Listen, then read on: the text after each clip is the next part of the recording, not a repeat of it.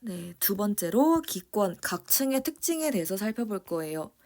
앞 시간에 열권, 중간권, 성층권, 대류권 해서 4개의 영역에 대해서 각 특징에 대해서 살펴봤는데 여기서는 조금 더 자세하게 살펴봅니다. 위에서부터 아래로 내려갈 거기 때문에 열권부터 살펴볼 거예요. 열권은 공기가 희박하다는 특징을 가져요. 지구에서 가장 멀리 있기 때문에 당연하겠죠. 그렇기 때문에 낮과 밤의 기온차가 크다라는 특징을 가집니다. 이 영역은 굳이 따지자면 대기가 안정해요. 그런데 공기가 희박하다고 했죠? 그렇다 보니까 언급을 하지 않아요. 물론 대기가 안정한 건 맞는데 공기가 없으니까 굳이 언급할 필요가 없다라고 생각하시면 됩니다. 그리고 열권은 고위도 지방에서 오로라가 관측되는 층이기도 합니다. 세 번째로 인공위성의 궤도로 사용이 됩니다. 이유는 대기와의 마찰력을 줄이기 위해서예요. 중간권에 대해서 살펴보면 대기가 불안정합니다.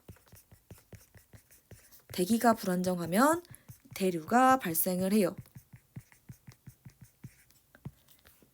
대류에 대해서 더 살펴볼 부분이 있는데 대류만 살펴보는 게 아니라 추가적인 개념도 같이 살펴볼 거예요. 대류하면 빼먹을 수 없는 게 전도랑 복사가 있어요.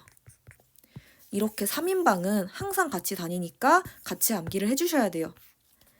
전도는 입자가 가만히 있는 상태에서 열을 전달하는 방식이에요.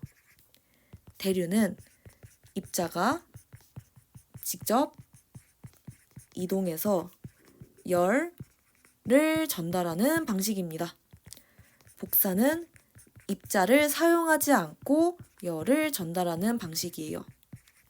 이렇게 글로 쓰면 이해가 안 될 것 같아서 사진을 가져와 봤습니다. 전도를 살펴보면 공을 전달을 하는데 사람이 움직이지 않고 서로 릴레이로 전달을 하는 걸 볼 수가 있어요. 이거를 전도라고 하고 대류 같은 경우는 여기 있는 사람이 직접 뛰어가서 반대편으로 공을 전달합니다. 이거를 대류라고 하고 복사는 사람이 움직이지 않고 여기서부터 여기까지 사람을 매개하지 않고 공을 이동시켜요. 이거를 복사라고 합니다. 그래서 이거 글로만 이해하기에는 조금 어려울 수가 있어서 이렇게 비유로 된 그림을 사용해서 이해를 하면 좋습니다. 다시 중간권으로 돌아올게요. 중간권에서 두 번째 특징에 대해서 살펴보자면 수증기가 거의 없어요. 그래서 기상 현상이 일어나지 않는다라는 특징을 가집니다. 또한 중간권 계면 부분에서 최저 온도를 가져요. 앞에서 그림을 그렸을 때 이렇게 그림이 그려졌잖아요. 여기가 중간권 계면이었는데 여기가 최저 온도였어요. 이거를 떠올려 주시면 됩니다. 또 다른 특징으로는 상부에서 유성이 관측이 되기도 합니다. 성층권으로 넘어갈게요. 성층권은 대기가 안정해요. 그렇다 보니까 대류가 발생하지 않습니다. 성층권의 하부는 장거리 비행의 항로로 이용이 돼요. 대류가 일어나지 않잖아요. 대류가 일어나지 않으면 공기가 움직이지 않아요. 그러니까 비행기가 이동을 할 때 편리하겠죠? 비행기 공기가 막 흔들리는데 여기를 비행기가 뚫고 간다고 생각하면 비행기가 난리가 날 거잖아요. 그러니까 대류가 일어나지 않는 안정된 조건이어야 비행기가 편안하게 이동을 할 수 있겠죠. 그래서 원인과 결과이다 라고 생각해 주시면 됩니다. 또 다른 특징으로는 유명한데 높이 20에서 30km 구간에서 오존층이 존재를 합니다. 그래서 오존층이 자외선을 흡수를 합니다. 대류권에 대해서 살펴볼게요. 대류권은 공기의 대부분이 존재하는 곳입니다. 이유는 너무나도 잘 알고 있는 중력 때문이에요. 지구가 있는데 대류권이 가장 아래에 있잖아요. 지구와 가장 가깝기 때문에 중력이 가장 크게 작용해요. 그래서 공기의 대부분이 대류권에 존재를 합니다. 여기는 대기가 불안정해요.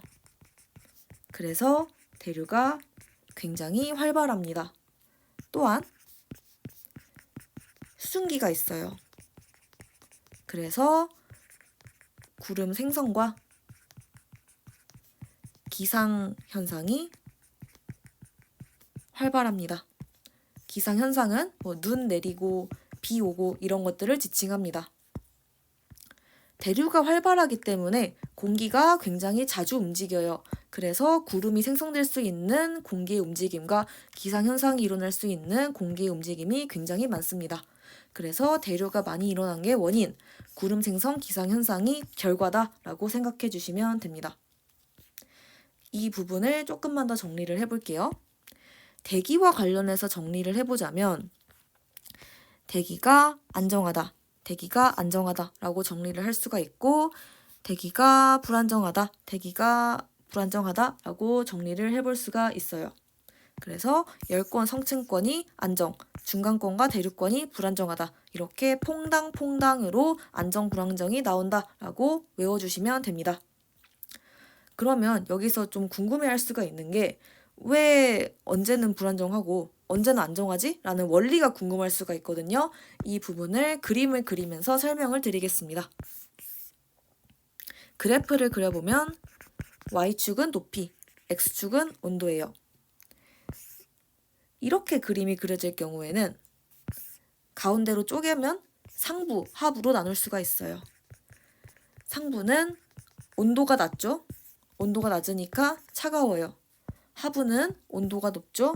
하부는 높으니까 뜨거워요. 반대로 한번 그림을 그려볼게요.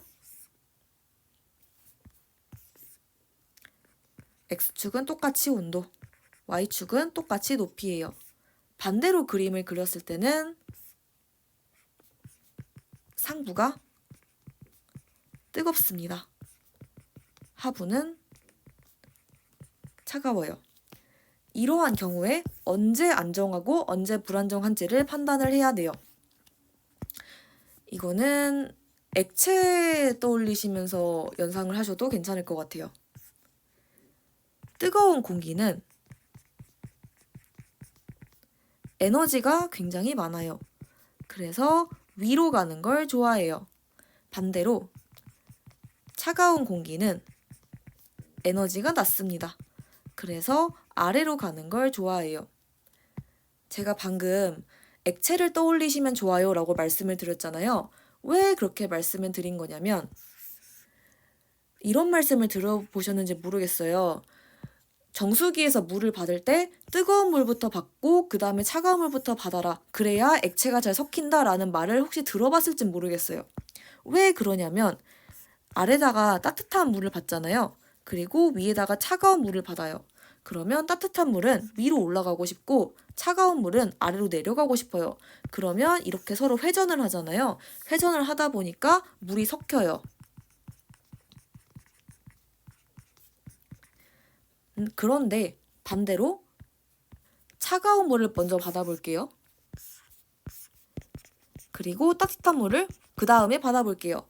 그러면 차가운 물은 아래로 가고 싶어 하고 따뜻한 물은 위로 가고 싶어 해요. 지금 이렇게 섞여야 이렇게 아래로 가고 위로 가고 이래야 섞이는데 위에 있는 애는 더 위로 가고 아래에 있는 애는 더 아래로 가잖아요. 그래서 얘는 섞이는 게 좀 어려워요.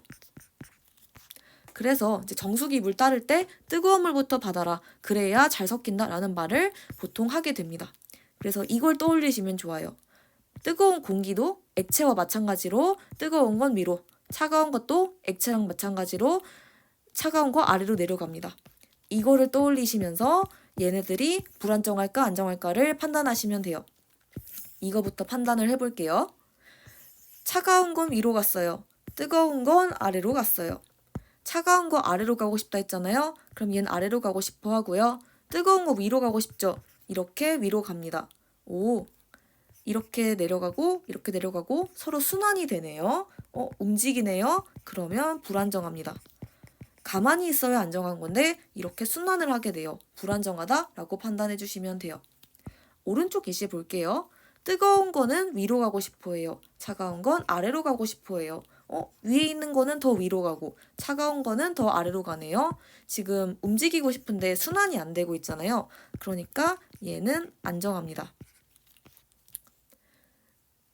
이 그림을 통해서도 판단할 수가 있거든요. 얘 이렇게 가잖아요. 이렇게 가면 이 모양이에요.